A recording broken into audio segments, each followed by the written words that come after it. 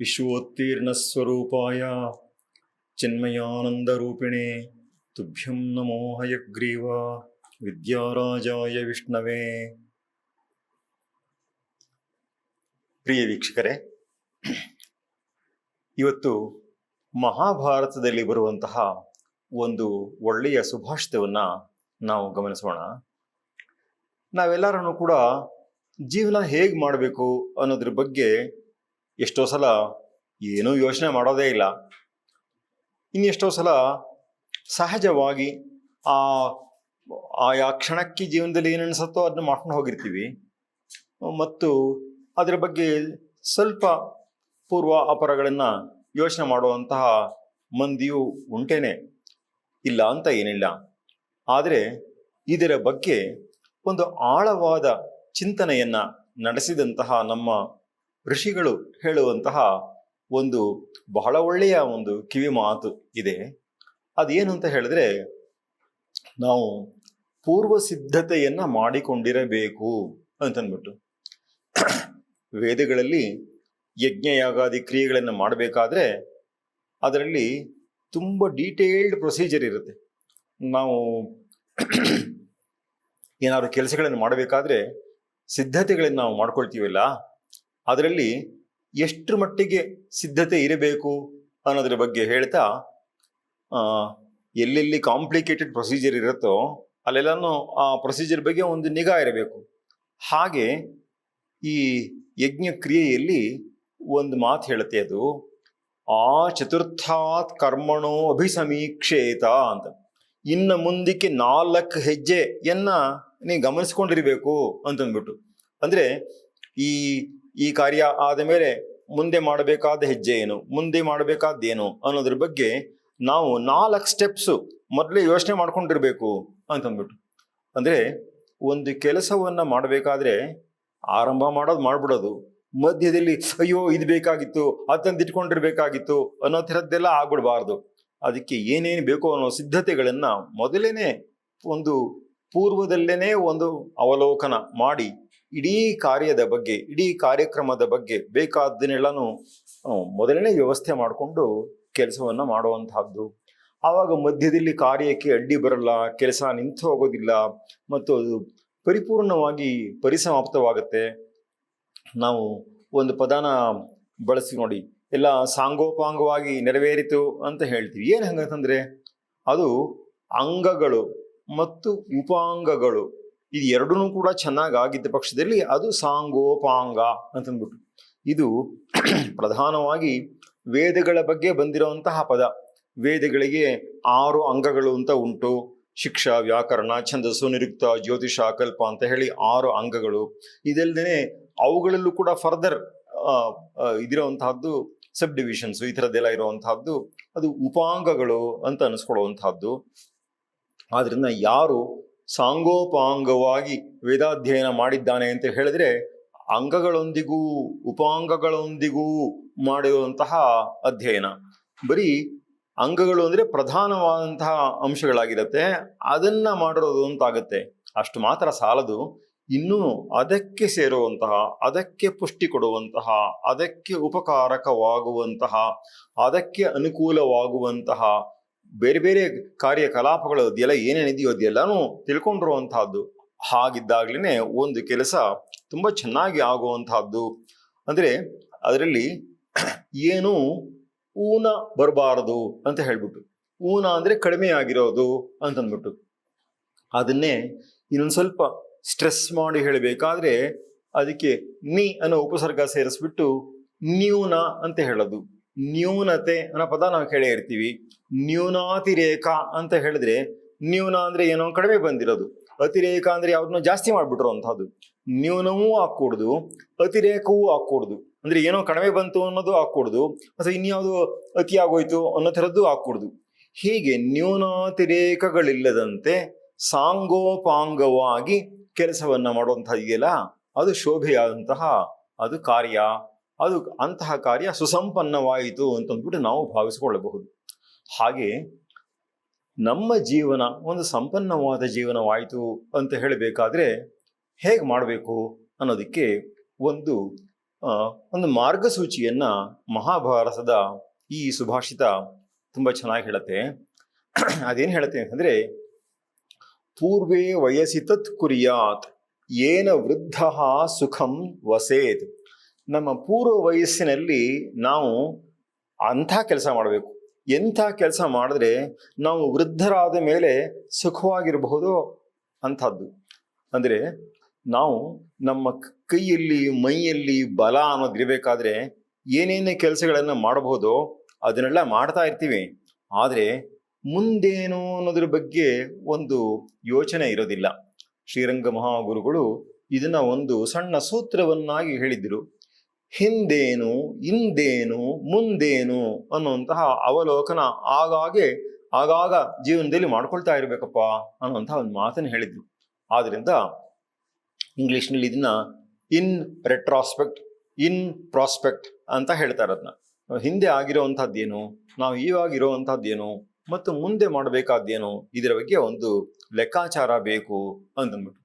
ಯಾರು ತಮ್ಮ ಯೌವನದಲ್ಲಿ ಬೇಕಾದಷ್ಟು ಸಂಪಾದನೆಯನ್ನೆಲ್ಲ ಮಾಡಿ ಹಾಗೆ ಅದನ್ನೆಲ್ಲ ಖರ್ಚು ಮಾಡಿ ಮುಗಿಸ್ಬಿಟ್ಟು ತಮ್ಮ ವಾರ್ಧಕಾವಸ್ಥೆಗೆ ಏನನ್ನೂ ಉಳಿಸ್ಕೊಂಡಿಲ್ವೋ ಅಂಥವರು ತುಂಬ ಪರಿತಾಪ ಪಡ್ತಾರೆ. ಯಾಕೆ ಅಂತ ಹೇಳಿದ್ರೆ, ಆ ವಯಸ್ಸಿನಲ್ಲಿ ಹೋಗಿ ದುಡಿದು ಸಂಪಾದಿಸ್ತೀನಿ ಅಂತ ಮಾಡೋದು ಕಷ್ಟ, ಅಥವಾ ಇವ್ರನ್ನ ಯಾಚನೆ ಮಾಡಿ ಪಡ್ಕೋತೀನಿ ಅನ್ನೋದು ಇನ್ನೂ ಮಹಾ ಕಷ್ಟ. ಹಾಗೆಲ್ಲ ಇರೋದ್ರಿಂದ ಯಾವ ರೀತಿ ನಾವು ವರ್ತಿಸಿದ ಪಕ್ಷದಲ್ಲಿ ನಾವು ವೃದ್ಧರಾದಾಗ ಸುಖವಾಗಿರಬಹುದೋ, ಕಷ್ಟವಿಲ್ಲದೆ ಬಾಳಬಹುದೋ, ಅದಕ್ಕೆ ಬೇಕಾದಂತಹ ಸಿದ್ಧತೆಯನ್ನ ಮೊದಲೇ ಮಾಡಿಕೊಂಡಿರ್ಬೇಕು ಅಂತ ಹೇಳುವಂಥದ್ದು. ಇದು ಬರೀ ದುಡ್ಡಿನ ವಿಷಯದಲ್ಲಿ ಮಾತ್ರವಲ್ಲ, ನಮ್ಮ ಆರೋಗ್ಯದ ವಿಷಯದಲ್ಲೂ ಹಾಗೇನೆ. ನಾವು ವೃದ್ಧರಾದ ಮೇಲೆ ನಮಗೆ ಏನೇನೋ ಕಾಯಿಲೆಗಳು ಬರುತ್ತೆ. ಆದರೆ ಯಾರು ಯೋಗಾಭ್ಯಾಸಾದಿಗಳನ್ನ ಆರಂಭದಿಂದಲೇ ಮಾಡ್ಕೊಂಡು ಬಂದಿರ್ತಾರೋ ಅಂತಹವರಿಗೆ ಕಾಯಿಲೆಗಳು ಬರೋದೇ ಕಡಿಮೆ. ಅದು ಒಂಥರ ಪ್ರಿವೆಂಟಿವ್ ಆಗಿ ಕೆಲಸ ಮಾಡುವಂತಹದ್ದು, ರೋಗ ನಿರೋಧಕ ಶಕ್ತಿಯನ್ನ ನಮ್ಮಲ್ಲಿ ವೃದ್ಧಿಪಡಿಸುವಂತಹದ್ದು. ಅಂತಹ ಕೆಲಸ ಮೊದಲೇ ನಾವು ಮಾಡ್ಕೊಂಡಿದ್ದ ಪಕ್ಷದಲ್ಲಿ ಅದನ್ನ ಸಡನ್ ಆಗಿ ನಾವು ನಮ್ಮ 60ನೇ ವಯಸ್ಸಿಗೋ 70ನೇ ವಯಸ್ಸಿಗೋ ಆವಾಗ ನಾವು ಶುರು ಮಾಡ್ಕೊಂಡು ಮಾಡ್ತೀವಿ ಅಂತ ಅಲ್ಲ. ಅಂದ್ರೆ ಎಂದೂ ಮಾಡದೇ ಇರೋದಕ್ಕಿಂತ ಅಂದಾದರೂ ಶುರು ಮಾಡ್ಕೊಳ್ಳೋದು ಕೂಡ ಎಷ್ಟೋ ಒಳ್ಳೇದೇನೆ. ಹಾಗಿದ್ರೂ ಕೂಡ ಮೊದಲೇನೆ ದೇಹ ದಾರ್ಢ್ಯವನ್ನ ನಾವು ಸಂಪಾದಿಸಿಕೊಂಡಿದ್ದ ಪಕ್ಷದಲ್ಲಿ ವಾರ್ಧಕದಲ್ಲಿ ನಮಗೆ ಅಷ್ಟೊಂದು ಕಾಯಿಲೆಗಳೇ ಬರಬಾರದು. ಅದಕ್ಕೆ ಅದು ಏನು ವ್ಯವಸ್ಥೆ ಬೇಕೋ ಅದನ್ನು ಮಾಡ್ಕೊಳ್ಬೇಕು. ಮತ್ತು ಒಂದು ವೇಳೆ ಬಂದರೆ ಅದಕ್ಕೆ ಏನು ಪ್ರತೀಕಾರ ಮಾಡಬೇಕು ಅನ್ನೋದ್ರ ಬಗ್ಗೆ ಒಂದು ಯೋಚನೆ, ಅದರ ಬಗ್ಗೆ ಒಂದು ಅವಲೋಕನ, ಈ ಥರದ್ದು ಕೂಡ ನಾವು ಮಾಡಿಟ್ಕೊಂಡಿರ್ಬೇಕಾದ್ದು ಬಹಳ ಮುಖ್ಯವಾಗುತ್ತೆ. ಹೀಗೆ ಜೀವನದ ಪೂರ್ವಾರ್ಧ ಉತ್ತರಾರ್ಧ ಅಂತ ತೆಗೆದುಕೊಂಡ್ರೆ, ನಾವು ಪೂರ್ವಾರ್ಧದಲ್ಲಿ ಸಾಮಾನ್ಯವಾಗಿ ಸಾಧಾರಣ ಒಂದು ಪ್ರವೃತ್ತಿ ಹೆಂಗಿರುತ್ತೆ ಅಂದರೆ, ಒಂದು ಕಡೆ ಹೇಳ್ತಾರೆ, ಇದನ್ನ ಈ ಮಾತನ್ನ ಹೇಳ್ತಾ ಇದ್ದಾರೆ, ಸುಖತಃ ಕ್ರಿಯತೆ ರಾಮಭೋಗ ಪಶ್ಚಾದ್ಧಂತ ಶರೀರೇ ರೋಗ ಅಂತ ಹೇಳ್ಬಿಟ್ಟು, ಮೊದಲು ಭೋಗದ ಕಡೆಗೆ ತುಂಬಾ ಮನಸ್ಸಿರುತ್ತೆ. ಆದರೆ ಭೋಗವನ್ನೇ ಒಂದು ಮಿತಿ ಮೀರಿ ಮಾಡಿದ ಪಕ್ಷದಲ್ಲಿ ಅದು ಮುಂದೆ ರೋಗಕ್ಕೆ ಕಾರಣವಾಗ್ಬಿಡತ್ತೆ ಅಂತಂದ್ಬಿಟ್ಟು, ಜೀವನದಲ್ಲಿ ಪೂರ್ವಾರ್ಧದಲ್ಲಿ ಮಿತಿ ಮೀರಿದ ಭೋಗ, ಆಮೇಲೆ ಉತ್ತರಾರ್ಧದಲ್ಲಿ ಮಿತಿ ಮೀರಿದ ರೋಗ ಅಂತಾದ್ರೆ ಏನು ಸುಖ ಅದರಲ್ಲಿ? ಆದ್ದರಿಂದ ಹಾಗಾಗದಿರುವಂತೆ ನಮ್ಮ ಆರೋಗ್ಯದ ದೃಷ್ಟಿಯಿಂದಾಗಲಿ, ಸಂಪತ್ತಿನ ದೃಷ್ಟಿಯಿಂದಾಗಲಿ, ವಿದ್ಯೆಯ ದೃಷ್ಟಿಯಿಂದಾಗಲಿ ನಾವು ಮುಂದೆ ಏನು ಮಾಡಬೇಕು ಅನ್ನೋದ್ರ ಬಗ್ಗೆ ನಾವು ಮೊದಲೇ ಸಿದ್ಧತೆಯನ್ನು ಮಾಡಿಕೊಂಡಿರಬೇಕು. ಎಷ್ಟೋ ಜನಕ್ಕೆ ರಿಟೈರ್ಮೆಂಟ್ ಆಗೋ ತನಕನೂ ತುಂಬ ಚೆನ್ನಾಗಿ ಕೆಲಸ ಮಾಡಿರ್ತಾರೆ. ರಿಟೈರ್ ಆಗೋದ್ಮೇಲೆ ಸಡನ್ ಬ್ಲ್ಯಾಂಕ್ನೆಸ್ ಬಂದ್ಬಿಡುತ್ತೆ. ಹೊತ್ತು ಹೋಗೋದಿಕ್ಕೆ ಕಷ್ಟವಾಗುತ್ತೆ ಅವ್ರಿಗೆ, ಏನು ಮಾಡಬೇಕು ಅಂತ ಗೊತ್ತಾಗೋದಿಲ್ಲ. ಕೊನೆಗೆ ಬಾರದ ಕೆಲಸಕ್ಕೆ ಕೈ ಹಾಕಿ ಇವರಿಗೆ ಸುಮ್ಮನೆ ಕಿರಿಕಿರಿ ಉಂಟು ಮಾಡಿಕೊಂಡು ಹೀಗೆಲ್ಲ ಮಾಡಿ ತಮಗೂ ಹಿಂಸೆ, ಬೇರೆಯವ್ರಿಗೂ ಹಿಂಸೆ, ಹೀಗೆಲ್ಲ ಆಗೋಗ್ಬಿಡತ್ತೆ. ಆದ್ದರಿಂದ ನಾವು ಮುಂದೆ ಹೇಗಿರಬಹುದು, ನಮ್ಮ ಜೀವನ, ನಮ್ಮ ವಿಶೇಷವಾಗಿ ನಮ್ಮ ವಾರ್ಧಕ್ಯಾವಸ್ಥೆಯಲ್ಲಿ ಹೇಗಿರಬಹುದು ಅನ್ನೋದನ್ನ ಕಲ್ಪನೆ ಮಾಡಿಕೊಂಡು, ಅದಕ್ಕೋಸ್ಕರವಾಗಿ ಇನ್ನೇನಿಲ್ಲ, ಸುತ್ತಮುತ್ತಲೂ ನಮ್ಮ ಸಮಾಜದಲ್ಲಿ ಎಷ್ಟೋ ಜನ ವಯಸ್ಸಾದವರು ಇರ್ತಾರಲ್ಲ, ಅವರ ಆರೋಗ್ಯ ಅನಾರೋಗ್ಯಗಳು, ಅವರ ಪ್ರವೃತ್ತಿಯಲ್ಲಿ ಬೇಕಾದ ಅಂಶ ಬೇಡದ ಅಂಶಗಳು, ಇವುಗಳನ್ನ ಸ್ವಲ್ಪ ಗಮನಿಸ್ಕೊಳ್ತಾ ಇದ್ದ ಪಕ್ಷದಲ್ಲಿ ನಾವು ಹೇಗಿರಬೇಕು ಹೇಗಿರಬಾರದು ಅನ್ನೋದೆಲ್ಲ ಗೊತ್ತಾಗುತ್ತೆ. ಹೇಗಿರಬಾರದು ಅನ್ನೋಕ್ಕೂ ಉದಾಹರಣೆಗಳು ಬೇಕಾದಷ್ಟು ಸಿಗತ್ತೆ. ಮತ್ತು ಅಲ್ಲೊಬ್ರು ಇಲ್ಲೊಬ್ರು ಆಹಾ ಇದ್ರೆ ಹಿಂಗಿರಬೇಕು, ಎಷ್ಟು ಚೆನ್ನಾಗಿದ್ದಾರೆ ಅವರು ಅಂತ ಹೇಳಿ ಅಂಥವರು ವಯಸ್ಸಾಗಿದ್ರು ಕೂಡ ಎಲ್ಲಿಗೆ ಹೋದರೂ ಸ್ವಾಗತಾರ್ಹರಾಗಿರ್ತಾರೆ.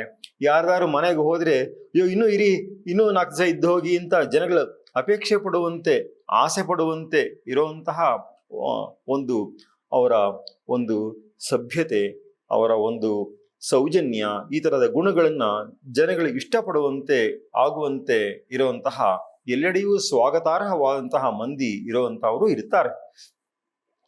ಇದು ಒಂದು ಅಂಶವಾದರೆ, ಮಹಾಭಾರತದ ಈ ಸೂಕ್ತಿ ಹೇಳುವಂತಹದ್ದು ಇನ್ನು ಬಹಳ ಅದ್ಭುತವಾದಂತಹದ್ದು. ಶ್ಲೋಕದ ಉತ್ತರಾರ್ಧ ಇದೆಯಲ್ಲ, ಅದು ಇನ್ನೂ ಅದ್ಭುತವಾದಂತಹದ್ದು. ಅದೇನ್ ಹೇಳುತ್ತೆ ಅಂತ ಹೇಳಿದ್ರೆ, ಮೊದಲನೇ ಹೇಳಿದ್ದು ಪೂರ್ವೇ ವಯಸ್ಸಿ ತತ್ ಕುರ್ಯಾತ್ ಏನ ವೃದ್ಧ ಸುಖೀ ಭವೆ ಸುಖಂ ವಸೇತ್ ಅಂತ. ಉತ್ತರಾರ್ಧದಲ್ಲಿ ಹೇಳುವಂತಹದ್ದು ಯಾವ ಜೀವೇನ ತತ್ ಕುರ್ಯಾತ್ ಏನ ಪ್ರೇತ್ಯ ಸುಖಂ ವಸೇತ್ ಅಂತ. ಅಂದ್ರೆ ನಾವು ಇಡೀ ಜೀವನದಲ್ಲಿ ಮಾಡುವಂತಹ ಕೆಲಸ ಹೇಗಿರಬೇಕು ಅಂತ ಹೇಳಿದ್ರೆ, ನಾವು ಪ್ರೇತ್ಯ ಅಂತಂದ್ರೆ ಈ ಲೋಕವನ್ನ ಬಿಟ್ಟು ಹೋದ ಮೇಲೆ ಸುಖಂ ವಸೇತ್, ಸುಖವಾಗಿರೋದಕ್ಕೆ ಏನ್ ಬೇಕೋ ಅದನ್ನ ಮಾಡಬೇಕು ಅಂತ ಹೇಳಿ. ಅಂದರೆ ನಾವು ಇರೋಷ್ಟು ದಿವಸ ಒಂದು ಲೆಕ್ಕವಾದರೆ, ನಾವು ಗತಿಸಿದ ಮೇಲೆ, ನಾವು ಕಾಲವಶರಾದ ಮೇಲೆ, ನಾವು ಪ್ರಾಣವನ್ನು ಬಿಟ್ಟು ಹೋದ ಮೇಲೆ ಮುಂದಕ್ಕೆ ಏನು ಅನ್ನೋದ್ರ ಬಗ್ಗೆ ಅದಕ್ಕೂ ಕೂಡ ಒಂದು ಸಿದ್ಧತೆ ಬೇಕು. ಇದನ್ನೇ ಇಹ ಪರ ಅಂತ ಹೇಳುವಂತಹದ್ದು. ಇಹ ಅಂತಂದ್ರೆ ನಮ್ಮ ಕಣ್ಣು ಮುಂದೆಯೇ ಕಾಣುವಂತಹದ್ದು ಐಹಿಕವಾದಂತಹ ಜೀವನ. ಪರ ಅಂತಂದ್ರೆ ನಾವು ಸತ್ತ ಮೇಲೆ ಆಗುವಂತಹದ್ದು. ಆದ್ದರಿಂದ ಮುಂದಕ್ಕೆ ಏನು ಅನ್ನೋದನ್ನ ಮರಣೋತ್ತರವಾದಂತಹ ವಿಷಯ, ಅದರ ಬಗ್ಗೆಯೂ ಕೂಡ ಒಂದು ಎಚ್ಚರ ಬೇಕು ಅಂತ ಹೇಳಿದ ಪಕ್ಷದಲ್ಲಿ, ನಾವು ದುಷ್ಕೃತಗಳನ್ನೇ ಈಗ ಮಾಡ್ತಾ ಇದ್ರೆ ಮುಂದೆ ನರಕವನ್ನು ಅನುಭವಿಸ್ಬೇಕಾಗತ್ತೆ, ತುಂಬಾ ಕಷ್ಟಗಳನ್ನ ಪಾಡುಗಳನ್ನ ಪಡಬೇಕಾಗತ್ತೆ. ಅದೇ ಸತ್ಕಾರ್ಯದಲ್ಲಿ ಮುಳುಗಿದ್ರೆ, ಪರೋಪಕಾರ ಭರಿತರಾಗಿದ್ದ ಪಕ್ಷದಲ್ಲಿ ಮುಂದೆ ನಾವು ಸುಖವನ್ನು ಕಾಣಬಹುದು. ಸ್ವರ್ಗ ಮತ್ತು ನರಕ ಅಂತ ಹೇಳಿರುವಂತಹದ್ದು ಸುಖಸ್ಥಾನ ಮತ್ತು ದುಃಖ ಸ್ಥಾನಗಳನ್ನು ಕುರಿತೇ ಹೇಳಿರುವಂತಹದ್ದು. ಆದ್ದರಿಂದ ಈ ರೀತಿಯಾಗಿರೋದು, ಮತ್ತು ಇದಕ್ಕಿಂತಲೂ ಹೆಚ್ಚಾಗಿ, ಆ ಸುಖ ದುಃಖಗಳಿಗಿಂತಲೂ ಹೆಚ್ಚಾಗಿ ಆತ್ಮಜ್ಞಾನವೆಂಬ ದೊಡ್ಡ ಸುಖ ಅನ್ನೋದು ಏನಿದೆಯೋ ಅದಕ್ಕೆ ಸಿದ್ಧತೆಯನ್ನ ನಾವು ಮೊದಲಿಂದಲೇ ನಮ್ಮ ದೇಹದಲ್ಲಿನೂ ಉತ್ಸಾಹ, ಸಾಮರ್ಥ್ಯ, ಇವುಗಳೆಲ್ಲ ಶಕ್ತಿ ಬಲಗಳು ಇದೆಲ್ಲ ಇರುವಾಗಲೇ ನಾವು ಮಾಡ್ಕೊಳ್ಬೇಕಾದ್ದೇವೆ ವಿನಃ ಈ ಎಲ್ಲರನ್ನು ಎಷ್ಟೋ ಜನಗಳ ಮನೇಲಿ ಮಾಡ್ಕೊಂಡ್ಬಿಡ್ತಾರೆ. ಭಗವದ್ಗೀತೆ ಓದು ಅಂದ್ರೆ ರಿಟೈರ್ ಆದ್ಮೇಲೆ ಓದೋದು ಅನ್ನೋದು ಹಾಗಲ್ಲ. ಅದು ಜೀವನಕ್ಕೆ ಮಾರ್ಗದರ್ಶಿ. ಆದ್ದರಿಂದ ಆರಂಭದಲ್ಲಿಯೇನೇ ಅದನ್ನ ಓದಿರಬೇಕು. ಪ್ರಿಫರಬ್ಲಿ ಚಿಕ್ಕ ವಯಸ್ಸಲ್ಲೇ ಅದನ್ನ ಕಂಠಪಾಠ ಮಾಡಿಟ್ಕೊಂಡಿರ್ಬೇಕು. ಜೀವನಕ್ಕೆ ಬೇಕಾದಂತಹ ಒಳ್ಳೆಯ ಮಾರ್ಗದರ್ಶನ, ಇಹಕ್ಕೂ ಪರಕ್ಕೂ ಆಗುವಂತಹ ಒಂದು ಮಾರ್ಗದರ್ಶನವನ್ನ ಕೊಡುವಂತಹ ಗ್ರಂಥವದು. ಆದ್ದರಿಂದ ನಾವು ಬದುಕಿರುವಾಗ ನಾವು ಮಾಡಿಕೊಳ್ಳಬೇಕಾದ ಸಿದ್ಧತೆ ಏನು ಅಂತ ಹೇಳಿದ್ರೆ, ಈ ದೇಹವನ್ನು ಬಿಟ್ಟು ಹೋದ ಮೇಲೆ ನಾವು ಚೆನ್ನಾಗಿರ್ಬೇಕು ಅಂತಂದ್ರೆ ಏನ್ ಬೇಕೋ ಅದಕ್ಕೆ ಬೇಕಾದ ಸಿದ್ಧತೆಯನ್ನು ನಾವು ಮಾಡಿಕೊಳ್ಳಬೇಕು ಅನ್ನುವಂತಹ ಪೂರ್ವ ಸಿದ್ಧತೆಯ ಬಗ್ಗೆ ಗಮನವನ್ನ ಹರಿಸುವಂತಹ ಈ ದೂರದೃಷ್ಟಿಯ ಈ ಮಾತುಗಳನ್ನ ನಾವು ಗಮನಿಸಬೇಕಲ್ಲವೇ? ನಮಸ್ಕಾರ.